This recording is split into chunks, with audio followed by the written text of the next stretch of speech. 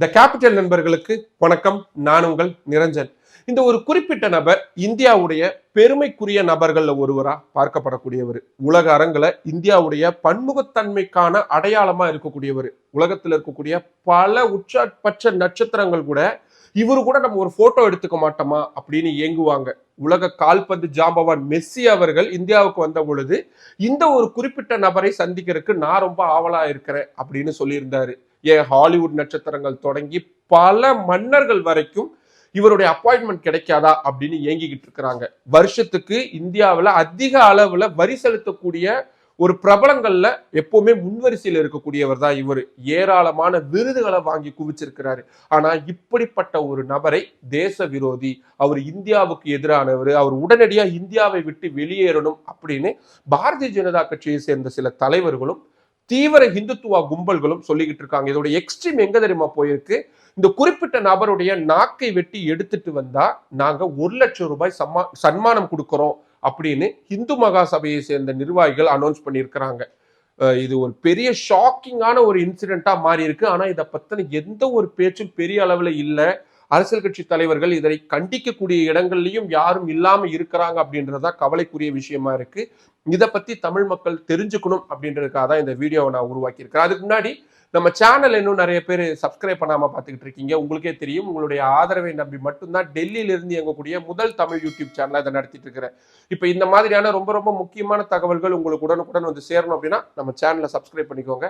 வாங்க இப்ப வீடியோக்குள்ள போலாம். நடிகர் ஷாருக் கான், இவரை இந்தியாவில் தெரியாதவங்க யாருமே இருக்க மாட்டாங்க. பாலிவுட் சினிமாவுடைய கிங், ராஜாவா இருக்கக்கூடியவர், பாலிவுட் பாட்ஷா அப்படின்னு எல்லாராலையும் அழைக்கப்படக்கூடியவர். அவருடைய புகழ் அப்படின்றது இந்தியா அளவுல மட்டும் இல்லாம உலக அளவுல இருக்கிறது அப்படின்றத நம்மளால பார்க்க முடியும். ஜஸ்ட் நீங்க கூகுள் பண்ணி பாருங்க, அவர் கூட எத்தனை செலிபிரிட்டிகள், எத்தனை நாட்டு மன்னர்கள், எத்தனை நாட்டு பிரதமர்கள், அதிபர்கள் போட்டோ எடுத்துட்டு இருக்கிறாங்க அப்படின்னு. கிட்டத்தட்ட இந்தியாவுடைய ஒரு முகமாதான் உலக அரங்குல அவரு பார்க்கப்படுறாரு அப்படின்றதுல மாற்று கருத்து இல்லை. அவருக்கு நிறைய பிசினஸ்கள் அப்படின்றது இருக்கு. அதுல ஒண்ணுதான் ஐபிஎல் பிரான்சைஸ்ல இருக்கக்கூடிய KKR டீமுடைய ஓனர்ஷிப் அப்படின்றது. அவரு கொல்கத்தா நைட் ரைடர்ஸ் டீமுடைய ஓனராகவும் இருக்கிறாரு. இந்த கிரிக்கெட் டீம்ல அவர் பண்ண ஒரு விஷயம் தான் அவருக்கு எதிரான இவ்வளவு பெரிய எதிர்வினையை, ரொம்ப மோசமான ரொம்ப கொச்சையான விமர்சனங்களை ஏற்படுத்துறதுக்கான காரணமா அமைஞ்சிருக்கு. வேற ஒண்ணு இல்லைங்க. இந்த ஐபிஎல் டீம்ல வங்கதேச நாட்டை சேர்ந்த கிரிக்கெட் வீரரான முஸ்தபிர் ரஹ்மான் அவர்களை கிட்டத்தட்ட 9 கோடி ரூபாய்க்கு ஷாருக் கான் அவர்கள் எடுத்திருக்கிறாரு.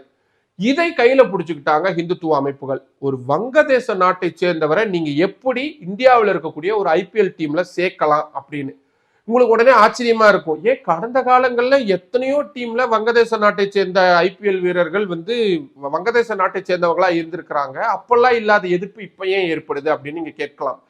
ஷாருக் கான் எதிர்க்கப்படுறதுக்கான மிக முக்கியமான முதல் காரணம் அவர் ஒரு இஸ்லாமியர் அப்படின்றதுதான். அவரு இந்த எதிர்ப்பை இன்னைக்கு நேற்று சம்பாதிக்கல. அவருடைய கெரியர் ஆரம்பிச்சதுல இருந்து, அவர் உச்சபட்ச நட்சத்திரமா வந்ததுல இருந்து சமீப காலம் வரைக்கும் இதை அவர் அனுபவிச்சுக்கிட்டே தான் இருக்கிறாரு. உதாரணத்துக்கு கடந்த சில வருடங்களுக்கு முன்னாடி இஸ்லாமியர்களுடைய அந்த மத வழக்கப்படி துவா அப்படின்னு சொல்லுவாங்க. ஒரு இறந்த வீட்டுக்கு போனா அதை ஊதி அவங்க அந்த பிரார்த்தனை அப்படின்றத பண்ணுவாங்க. அப்படி ஒரு பாலிவுட் நடிகர் இறந்தப்போ அவர் அதே மாதிரி ஊதி துவா பண்ணப்போ பாருங்க, ஒரு இறந்த உடல் மேல எச்ச துப்பி இருக்கிறாரு ஷாருக் கான் அப்படின்னு ரொம்ப மோசமான, கீழ்த்தரமான, கேவலமான ஒரு விமர்சனங்களை அவர் மேல வச்சிருந்தாங்க. அவர் அதுல கடுமையா காயமும் அடைஞ்சிருந்தாரு. அதுக்கப்புறமா கொஞ்சம் கொஞ்சமா அதுல இருந்து ரெக்கவரி ஆகி வந்திருந்தாரு. இப்போ மீண்டும் அதே மாதிரி அவருடைய மத அடையாளத்தை முன் வச்சு அவருக்கு எதிரான விமர்சனங்கள் அப்படின்றது மிக மோசமான முறையில வைக்கப்பட்டிருக்கு. காரணம், இப்ப வங்கதேசத்துல நமக்கு தெரியும் ஆட்சி மாற்றம்லாம் ஏற்பட்டிருக்கு. ஷேக் ஹசீனா இந்தியாவில தான் தஞ்சம் புகுந்திருக்காங்க, அந்த நாட்டுடைய முன்னாள் பிரதமர். இப்போ அங்க ஒரு அரசியல் ஸ்திரத்தன்மை இல்லாத சூழல் இருக்கு. கடுமையான வன்முறைகள்லாம் ஒரு பக்கம் நடந்துகிட்டு இருக்கு. அப்படி நடக்கக்கூடிய வன்முறைகள்ல வங்கதேசத்துல இருக்கக்கூடிய இந்துக்கள் குறிவைத்து தாக்கப்படுறாங்க அப்படின்றதுதான் அடிப்படையான விஷயமா இருக்கு. இப்படி இந்துக்களை தாக்கக்கூடிய வங்கதேச நாட்டை சேர்ந்த ஒரு கிரிக்கெட் வீரரை எப்படி இந்தியாவில் விளையாடக்கூடிய ஒரு கிளப் விளையாட்டுல ஒரு டீம்ல அவர் எப்படி சேர்க்கலாம் ஷாருக் கான்? இப்படி செஞ்சதன் மூலியமா இந்தியர்களுடைய தப்பு, இந்துக்களுடைய மனதை ஷாருக் கான் புண்படுத்திட்டாரு. அதனால அவர் தேச விரோதி, அதனால அவர் நாட்டை விட்டு வெளியே போகணும், அதனால அவருடைய நாக்கை வெட்டி எடுத்துட்டு வர்றவங்களுக்கு 1,00,000 ரூபாய் நாங்க சன்மானம் கொடுப்போம் அப்படின்ற மாதிரியான விஷயங்கள்லாம் சொல்லிக்கிட்டு இருக்கிறாங்க. உத்தரப்பிரதேசத்தை சேர்ந்த பாஜகவுடைய முன்னாள் சட்டமன்ற உறுப்பினர்கள், மூத்த நிர்வாகிகள் பலரும் இதே மாதிரியான விஷயங்களை தான் சொல்லிக்கிட்டே இருக்கிறாங்க. ஹனுமன் சேனா, பஜ்ரங் தள் இந்த மாதிரியான பல அமைப்புகளை சேர்ந்தவங்களும் ஷாருக் கானுக்கு எதிரான கடுமையான கொச்சையான வார்த்தைகளையும் பயன்படுத்திக்கிட்டே இருக்கிறத பார்க்க முடியுது. இதுல நமக்கு அடிப்படையான கேள்வி என்ன எழுது அப்படின்னா, வங்கதேசத்திற்கும் இந்தியாவுக்கும் இடையில் இருக்கக்கூடிய பிரச்சனைகளை சரி செய்ய வேண்டியது யாருடைய வேலை? மத்திய அரசாங்கத்துடைய வேலை. அதை யாரை நோக்கி கேள்வி எழுப்பணும்? இப்ப மத்தியில் இருக்கக்கூடிய பிரதமரா இருக்கக்கூடிய நரேந்திர மோடி அவர்களை நோக்கி கேட்கணும். வெளியுறவுத்துறை அமைச்சராக இருக்கக்கூடிய ஜெய்சங்கர் அவர்களை நோக்கி கேட்கணும். சில தினங்களுக்கு முன்னாடி வங்கதேச நாட்டுடைய முன்னாள் பிரதமர் இறந்த வீட்டுக்கு கூட இந்தியாவுடைய ரெப்ரசன்டேட்டிவா மத்திய வெளியுறவுத்துறை அமைச்சர் ஜெய்சங்கர் அவர்கள் நேர்ல போயிருந்தார்.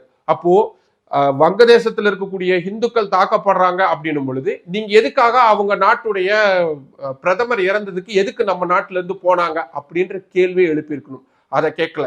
ஏன்னா கேட்டா பிரதமர் கோச்சுக்குவாரு, பாஜக நிர்வாகிகள்லாம் கோச்சுக்குவாங்க, பதவி விட்டு தூக்கிடுவாங்க, ஏதாவது பண்ணிடுவாங்க. ஸோ நமக்கு இருக்கவே இருக்கிறாரு ரொம்ப சிம்பிளான டார்கெட், ஷாருக் கானை போட்டு அடிப்போம் அப்படின்றத அவங்க பண்ணிக்கிட்டு இருக்கிறாங்க.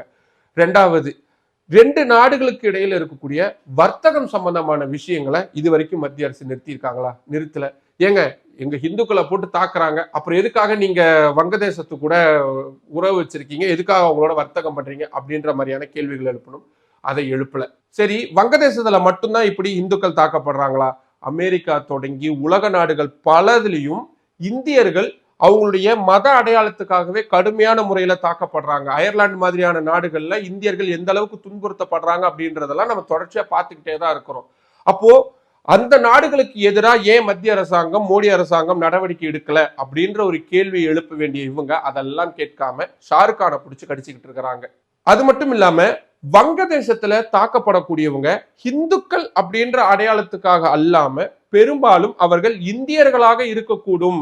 ஏன்னா அங்க இருக்கக்கூடியவங்க இந்தியாவிலிருந்து வங்கதேசத்துக்கு புலம்பெயர்ந்து வந்தவங்களா இருக்கக்கூடும் அப்படின்ற ஒரு துணியில தான் தாக்கப்பட்டு இருக்காங்க. அப்போ ஒட்டுமொத்த இந்தியர்களும் தாக்கப்படுறாங்க அப்படின்ற சினாரியோவை எடுத்துட்டு போக வேண்டிய இவங்க அப்படி இல்லாம அது மீண்டும் ஒரு மதம் சார்ந்த விஷயமா சுருக்கி பார்த்துக்கிறாங்க அப்படின்றதா இதுல இருக்கக்கூடிய கவலை அளிக்கக்கூடிய விஷயம். ஆனா இப்படி நாட்டுடைய ஒரு மிக முக்கியமான உச்ச நட்சத்திரம் ஒருத்தருக்கே இப்படியான ஒரு நிலைமை ஏற்படும் பொழுது அதை தடுக்க வேண்டிய இடத்துல இருக்கக்கூடியவங்க அதை செய்யாம இருக்கிறாங்க. ஏன் இப்ப நம்ம இந்த வீடியோ போட்டுட்டு இருக்கிறோம், நம்மளையும் கூட சில பேர் உடனடியா நீங்க ஒரு தேச விரோதி அப்படின்னு சொல்லிடலாம். இப்ப இந்த வீடியோவை பார்த்துட்டு நிறைய பேர் கீழே கமெண்ட் பண்ணுவீங்க, அதுல உங்களுக்கு இருக்கக்கூடிய ஆதங்கத்தை வெளிப்படுத்துவீங்க. அப்படி வெளிப்படுத்தக்கூடியவங்களையும் இவங்க தேச விரோதி அப்படின்ற முத்திரை குத்திடலாம். இப்படி எல்லாரையும் இப்படி தேச விரோதி, தேசத்துக்கு எதிரானவங்கன்னு சொல்லிக்கிட்டே இருந்தாங்கன்னா யாரை வைத்து இவங்க நாட்டை ரன் பண்ணுவாங்க, யாரை நாடா இவங்க கன்சிடர் பண்ணுவாங்க அப்படின்றது எனக்கு தெரியல. இன்னைக்கு ஷாருக் கான் அவர்களுக்கு ஏற்பட்டிருக்கக்கூடிய இந்த மோசமான சூழல் அப்படின்றது நாளைக்கு எனக்கோ உங்களுக்கோ யாருக்கோ வேணாலும் ஏற்படலாம். ஆனா அதை ஏற்படுறதுக்கு முன்னாடி தடுக்க வேண்டிய விஷயங்கள் உடனடியாக செய்யப்பட வேண்டும் அப்படின்றதுதான் எனக்கு இருக்கக்கூடிய மிக முக்கியமான ஆதங்கமா இருக்கு. நீங்க இதை என்ன நினைக்கிறீங்க? இது என்ன நடந்தா இதை தடுக்கப்படணும், இல்ல ஷாருக் கான் அப்படி செஞ்சது தப்புன்னு உங்களுக்கு தோணுதா, இல்லை இந்த குறிப்பிட்ட கும்பல்கள் இப்படி செய்யறது தவறுன்னு உங்களுக்கு தோணுதா? உங்களுக்கு எது தோணுனாலும் அதை கீழே கமெண்ட் பாக்ஸ்ல சொல்லுங்க. மற்றும் ஒரு வீடியோவில் சந்திக்கலாம். நன்றி. நம்மளோட கேபிட்டல் சேனல்ல இன்னும் நிறைய பேர் சப்ஸ்கிரைப் பண்ணாம பார்த்துட்டு இருக்கீங்க. உங்களுக்கே தெரியும், உங்களுடைய ஆதரவை நம்பி மட்டும்தான் டெல்லியில இருந்து இயங்கக்கூடிய முதல் தமிழ் யூடியூப் சேனல் அதை நடத்திட்டு இருக்கு. இப்போ இந்த மாதிரியான ரொம்ப ரொம்ப முக்கியமான தகவல்கள் உங்களுக்கு உடனுக்குடன் சேரணும் அப்படின்னா நம்ம சேனலை சப்ஸ்கிரைப் பண்ணிக்கோங்க. நம்ம வீடியோஸை நிறைய பேர் கொண்டு போய் சேருங்க, லைக் பண்ணுங்க, கமெண்ட் பண்ணுங்க. உங்களுடைய ஆதரவை அதிக அளவில் தாருங்கள். நன்றி.